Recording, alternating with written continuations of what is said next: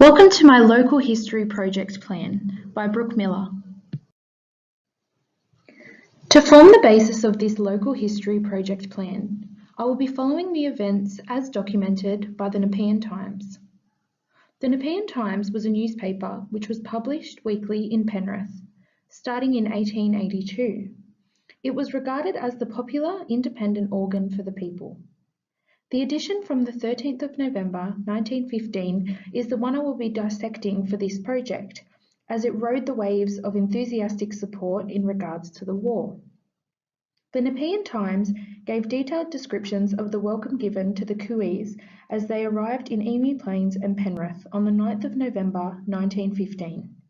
The article captures the essence and the atmosphere of the event, as it eloquently tells of the piper and kettle drummer that marched them into Penrith, where they were then greeted by locals who supplied the travellers with 40 dozen cordials and waters.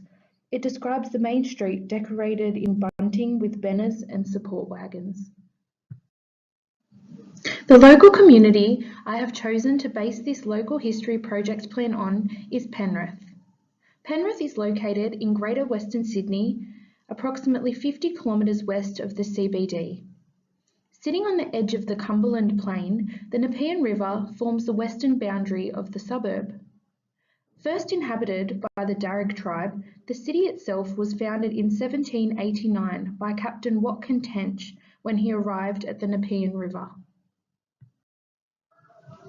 The coming of the Cooeys was a very heroic and historic happening which represented a patriotic appeal to the loyal part of Australia.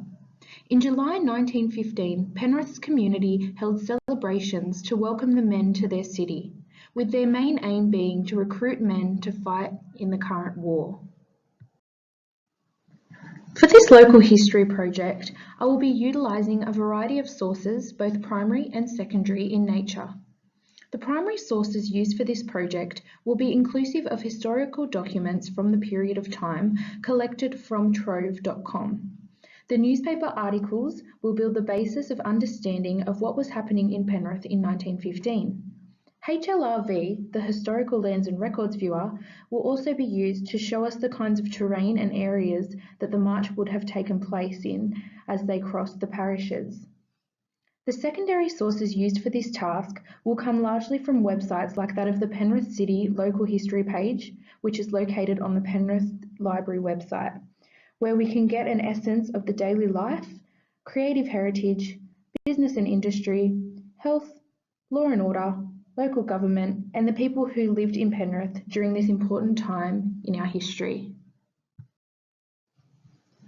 During the years of 1914 to 1918, World War I took place as a global event.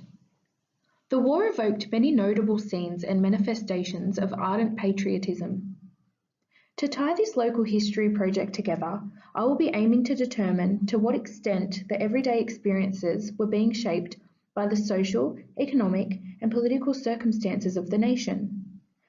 Thus, the major historical issue I will be focusing on is the impact in which World War I had on the Australian nation, but more importantly, to what extent the war was shaping the everyday lives of the citizens of Penrith.